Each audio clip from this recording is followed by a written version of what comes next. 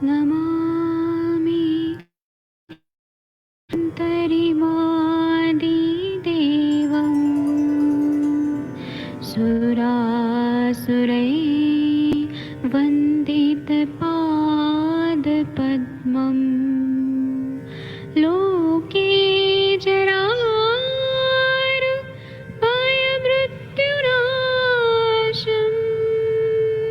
दातारमीशं विविधौषधीनां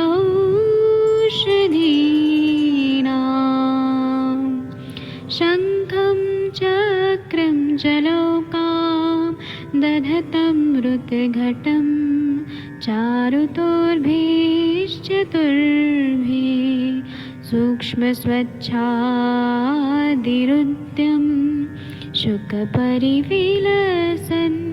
मौलिमं भोजनेत्रम् कालाम्बोदोज्ज्वलाङ्गं कटितटविलसत् चारुपीताम्बराढ्यं वन्दे धन्वन्तरिं निखिलगदमिव प्रौढदावाग्निनीलम्।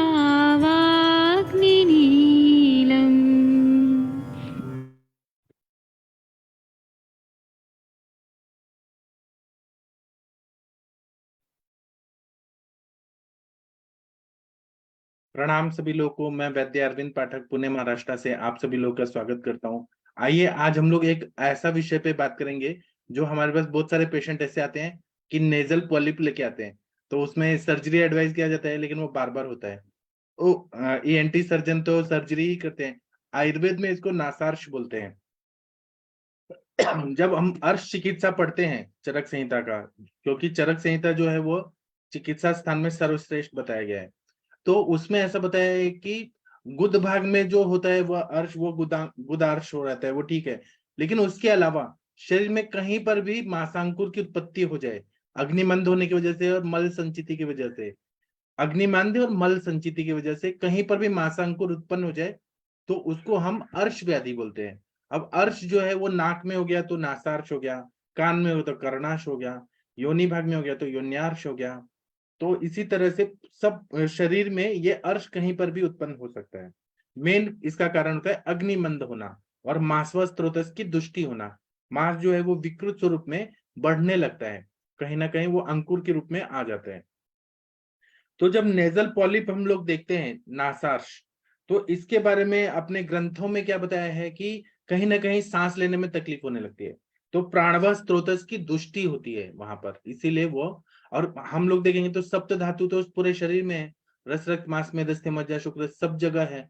तो धातु कहीं पर भी ख वैगुण्यता मिलेगा तो वहां पर, और ख वैगुण्यता का क्या एक एग्जाम्पल से समझा जा सकता है कि आप लोग के पास पुराने जमाने में जो साइकिल होती थी जिसमें ट्यूब होता था, तो जहां पर भी हमने फुल हवा भर दी है, जहां पर भी ट्यूब जो है जहां वीक होगा वहां से वो फट जाता था और पंक्चर हो जाता था, है ना। अपने आप जो पंक्चर होता है उसकी बात मैं बोल रहा हूँ।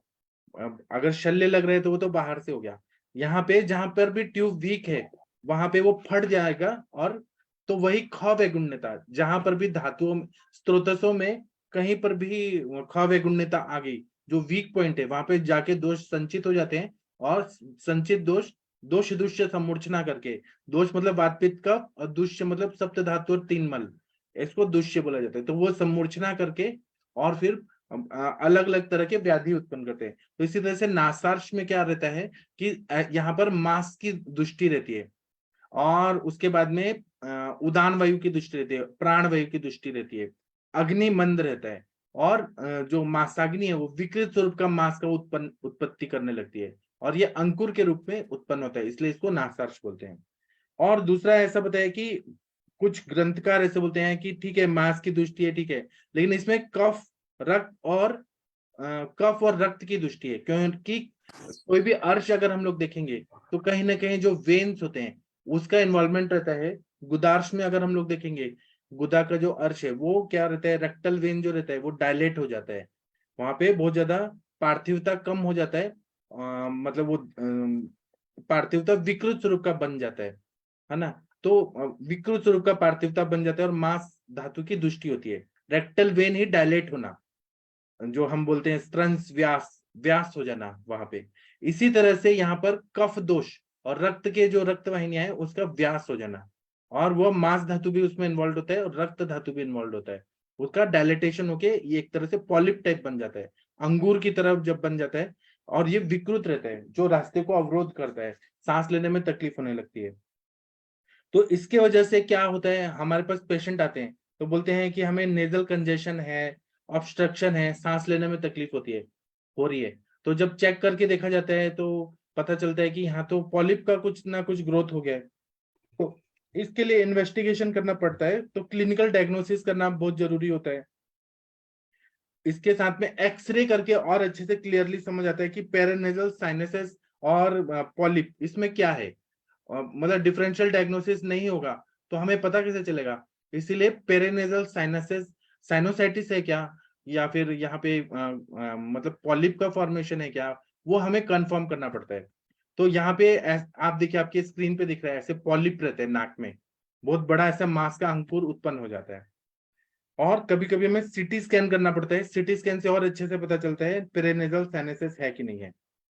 अब इसमें चिकित्सा क्या करेंगे, हमें ये तो समझ आ गया कि यहाँ पे वायु की दृष्टि है, कफ की दृष्टि है, रक्त की दृष्टि है और मांस की धातु की दृष्टि है, और ये जाके ख वैकुंठता होके नासार्श ऐसा उत्पन्न कर दिया है।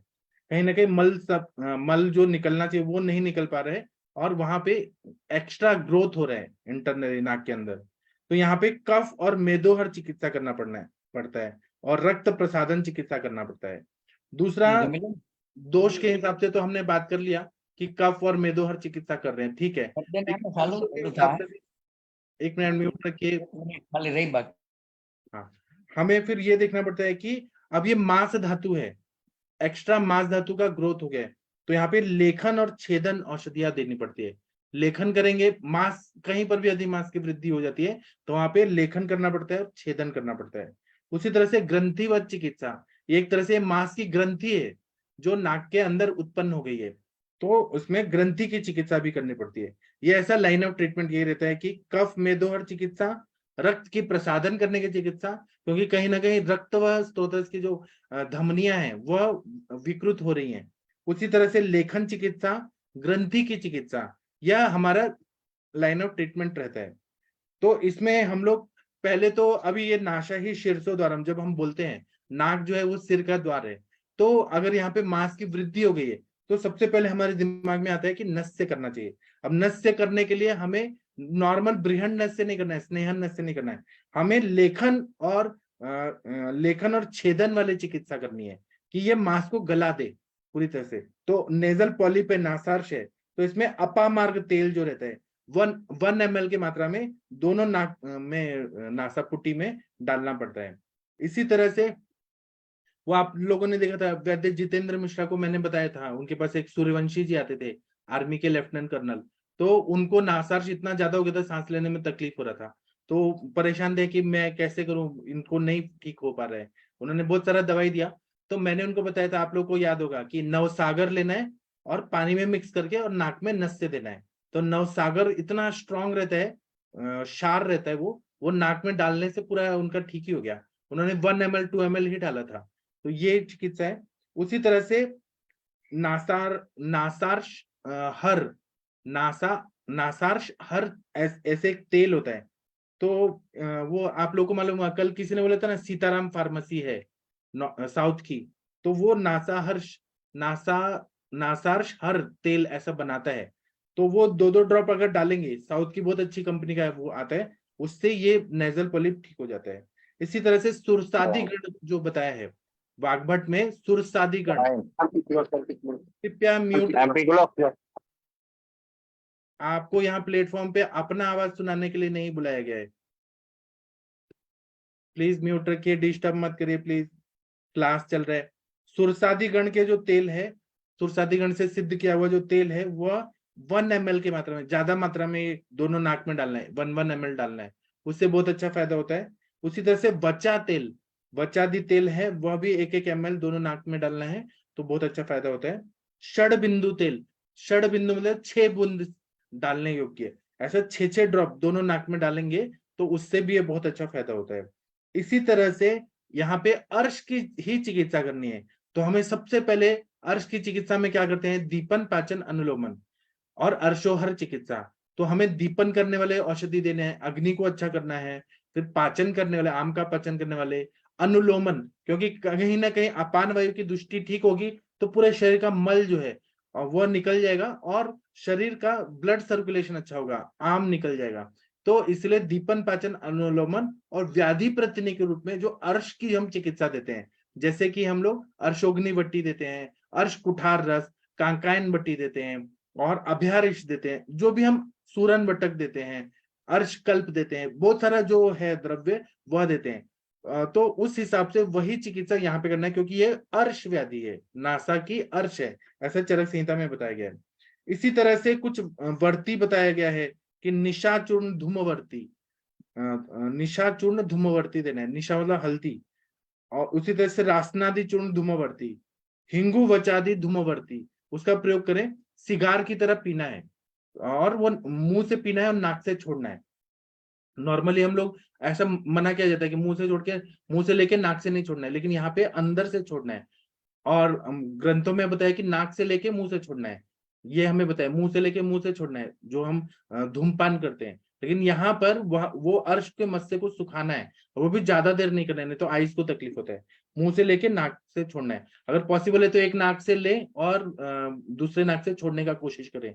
तो ये धूमवर्ती जो है ना, निशाचूर्ण धूमवर्ती, रासनादि चूर्ण धूमवर्ती, हिंगू वचादि धूमवर्ती, ये तो धूमपान के लिए सर्वश्रेष्ठ रहता है, इससे बहुत अच्छा फायदा होता है। इसी तरह से क्षार का प्रयोग करना बहुत उपयोगी रहता है, तो अपामार्ग क्षार जो रहता है वो वहां पे लगाना है। तो अपामार्ग क्षार तेल का भी प्रयोग कर सकते हैं नशे के लिए, या फिर क्षार को डायरेक्ट वहां पे लगाने से, क्षार कर्म से ये बहुत अच्छा फायदा होता है। इसी तरह से हम इसमें कुछ काढ़े भी यूज कर सकते हैं जिससे नासार्श में फायदा होता है, जैसे कि वर्ण आदि कषाय, इसको हम 1 पल की मात्रा में, मतलब 50 ml अगर हम अप्रोक्सीमेटली ले रहे हैं, 50 ml सुबह, 50 ml शाम को, खाने के पहले लें। इसी तरह से गुग्गुल तिक्ता कषायम है, चित्रक ग्रंथ्यादि कषायम है, दशमूल कटुर्यादि कषायम है, व्याघ्रादि कषायम है, गुग्गुल पंचपल चूर्ण है, गुग्गुल पंचपल चूर्ण है उसका बहुत अच्छा फायदा होता है, व्योषादि वटकम है, कांचनार गुग्गुल है, कांचनार गुग्गुल जो रहता है इसको पूरी तरह से डिजोल्व कर देता है। इसी तरह से लक्ष्मी विलास रस है, अगर साइनोसाइटिस का प्रॉब्लम हो रहा है, इसकी वजह से बार बार इन्फ्लेमेशन हो रहा है, कंजेशन हो रहा है, तो सादा लक्ष्मी विलास रस या नारदीय लक्ष्मी विलास रस एक एक गोली सुबह शाम खाने के बाद दें। इसी तरह से रसगंधी मिजगू करके सिद्धा फार्मेसी का कुछ मेडिसिन आता है, सिद्धा मेडिसिन का, वो बहुत अच्छा फायदा करता है। उसी तरह से गुग्गुल तिक्त घृतम है, उसको दे, तो वो क्या करेगा कि तिक्त रस आत्मक है, दीपन पाचन करेगा, और मांस कहीं पर भी बढ़ा है उसको वो पूरी तरह से डिजोल्व करता है। गुग्गुल तिक्त घृतम, वर्णादि घृतम, इंदुकांत घृतम, इनका प्रयोग दूध के साथ करने से बहुत अच्छा फायदा होता है। इसी तरह से मांस पाचक, मेदोपाचक, वृद्धि बाधिकावटी, कांचनार गुग्गुल, ये ऐसे बहुत सारे द्रव्य हैं। और हम लोग क्या करते हैं, हम लोग कोई भी चिकित्सा करते हैं तो हम आरोग्यवर्धनी बट्टी जैसे द्रव्यों का प्रयोग करते हैं कि अग्नि को भी बढ़ाए, सार्किट विभजन को भी अच्छा करे और लेखन कार्य भी करे और यकृत की भी उत्तेजना करे। तो आरोग्यवर्धनी बट्टी को हम अर्श कुठारस, फिर कांकायन बट्टी जो अर्श रोगाधिकार का है उनके साथ देंगे ना, तो ये नासार्श जल्दी ठीक होता है। तो वो जो हमारे वैद्य जितेंद्र मिश्रा जी हैं जो फरीदाबाद में प्रैक्टिस करते हैं, उन्होंने भी यही सब चीज चलाया था, मांस पाचक, मेदोपाचक, अर्श कुठार रस और नवसागर का नस्य दिया था। तो उनके जो पेशेंट है वह 1 महीने में ही पूरा नासार्स, जो आपको स्क्रीन पे दिख रहा है इतना बड़ा उनको नासार्स, नाक लेने, सांस लेने में तकलीफ हो रही थी, लेकिन वो नवसागर से पूरी तरह से ठीक हो गया, पेशेंट 100% ठीक हो गए। तो ये अनुभव जो है वो आयुष दर्पण पे बांटा जाता है। अभी आप लोग अपना कुछ मत है तो वो बता सकते हैं, मैं अनम्यूट करने का ऑप्शन देता हूँ, 1 मिनट रुकिए। हाँ, डॉक्टर शशि तिवारी मैम, आपका कोई एक्सपीरियंस है क्या नासार्स में, हाँ जी नेजल सर, पॉलिप? प्रणाम सर। एक्चुअली मैंने तो कई सारे पेशेंट्स को देखा है, जैसे जो लोग स्नीजिंग वगैरह की तकलीफ रहती है। जैसे हमारे बहुत पहले एक पेशेंट थे, तो उनको था कि सुबह सुबह स्नीजिंग होती है, तो जब ऐसा केस रहता है तो मैं तुरंत नाक को देखती हूँ। तो देखा तो पॉलिप था, लेकिन जैसे आपका ये दिखाई दे रहा है, ये बहुत ज्यादा दिख रहा था जो पहला वाला केस, इसमें भी थोड़ा सा उतना नहीं था। तो उसके केस में मैंने उनको नमक द्रव्य दिया था और नस्य करने के लिए बोला था, तो उससे उनको आराम आ गया था। और कई बार मैं देखती हूँ सर बच्चों के केस में भी काफी रहता है। आजकल जो छोटे छोटे बच्चे रहते हैं, जैसे 2-3 साल 4 साल 5 साल वाले भी बच्चे, तो उनको भी पॉलिप टाइप की पोजीशन रहती है। हालांकि इसमें के ज्यादा खराब दिख रहे हैं, तो उनको भी मैं नस्य के लिए बोलती हूँ, और ज्यादा तो कुछ नहीं बोलती हूँ, कि बच्चे खाते ही रहते हैं कब कर आहार विहार, तो उस वजह से भी उनको प्रॉब्लम होती है। और कई सारे लोग होते हैं, मेरी आदत है जैसे जीवा देखते हैं तो उसी तरह मैं नाक भी जरूर देखती हूँ कि नाक में कहीं कोई तकलीफ तो नहीं है।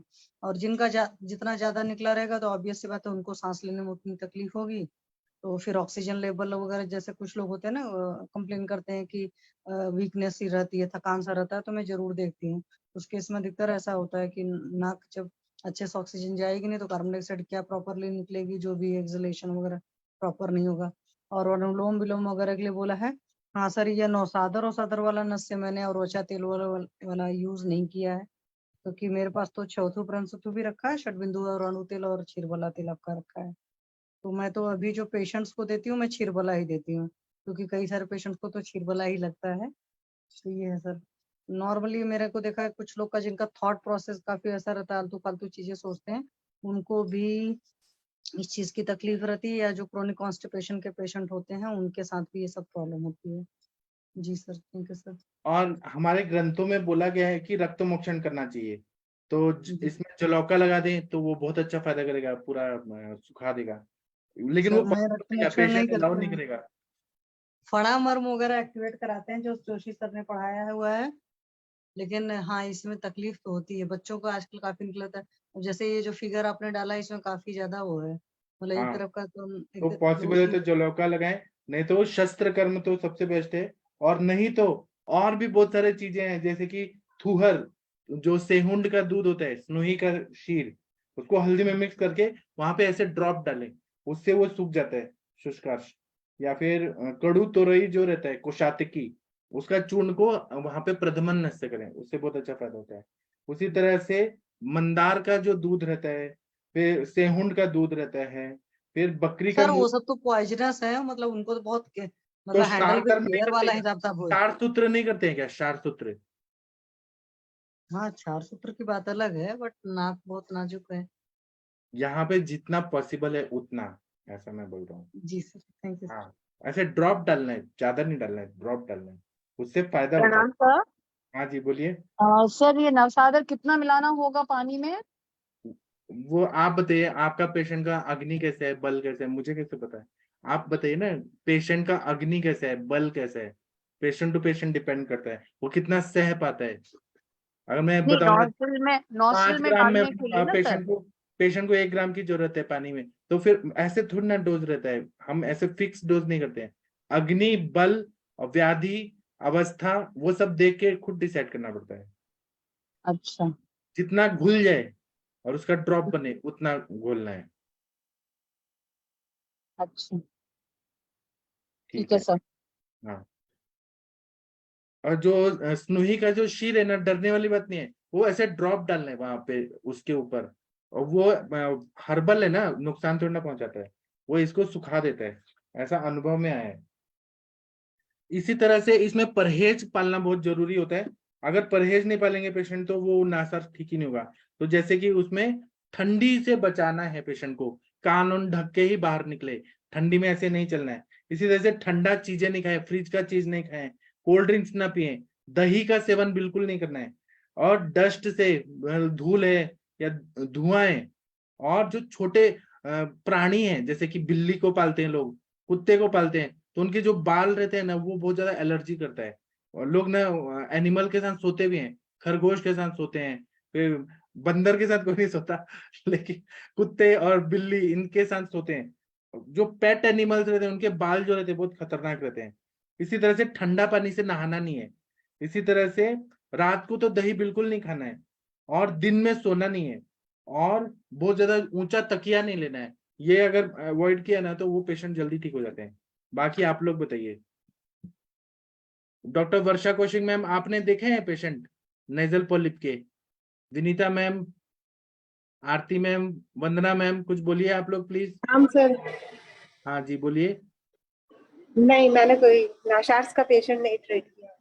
आपने लिया भी नहीं होगा, आपने भगा दिया होगा कि हम नहीं करेंगे। नहीं आया ही नहीं नहीं सर ऐसा नहीं आया। इसी तरह से आप लोगों ने गुड़ भल्लातक अवले ऐसा सुना होगा। गुड़ भल्लातक अवले बहुत अच्छा काम करता है।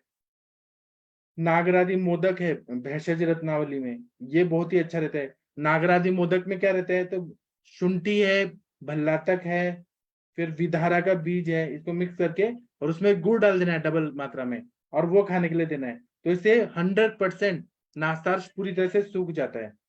इतना सिंपल सिंपल दवाई है। या भल्लातक का अवले, भल्लातक से बनाया हुआ अवले जो है वो बहुत अच्छा काम करता है। कांकायन बट्टी तो बहुत अच्छा काम करता है। डॉक्टर आशा गुप्ता मैम, आप बताइए, आपने कोई पेशेंट ठीक किए हैं क्या?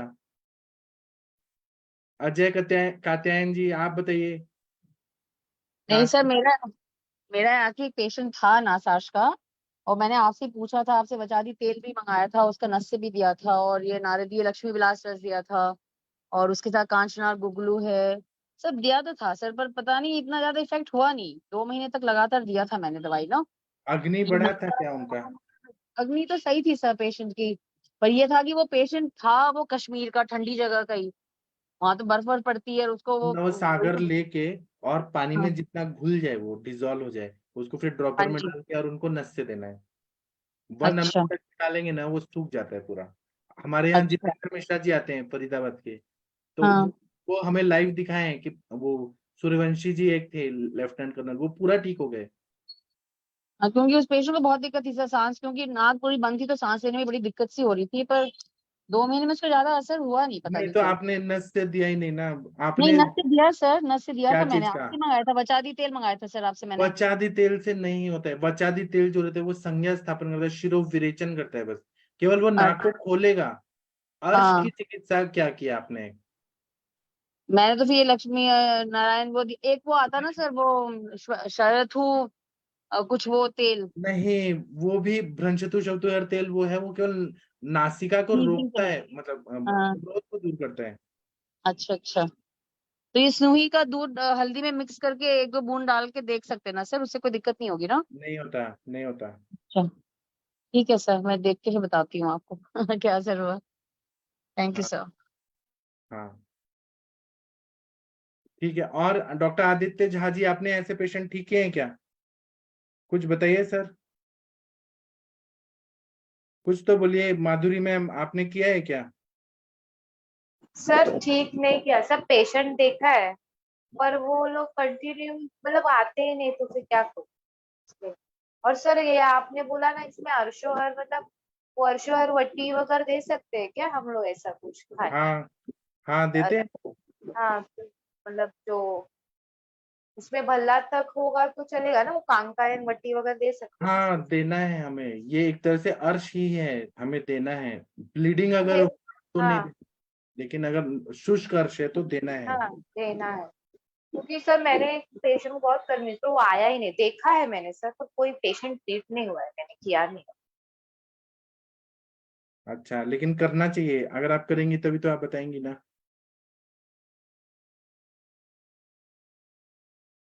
ठीक है, और किसी को कुछ बोलना है तो बोलिए। यहाँ पे इतने बड़े बड़े डॉक्टर हैं, लेकिन आरती मैम आप बताइए, आपने नासार्स के पेशेंट में कुछ किया है, दवाई कुछ दिया है? आरती शर्मा मैम, कुछ बोलिए प्लीज, कुछ आपका सीक्रेट फॉर्मूला है तो बता सकती हैं।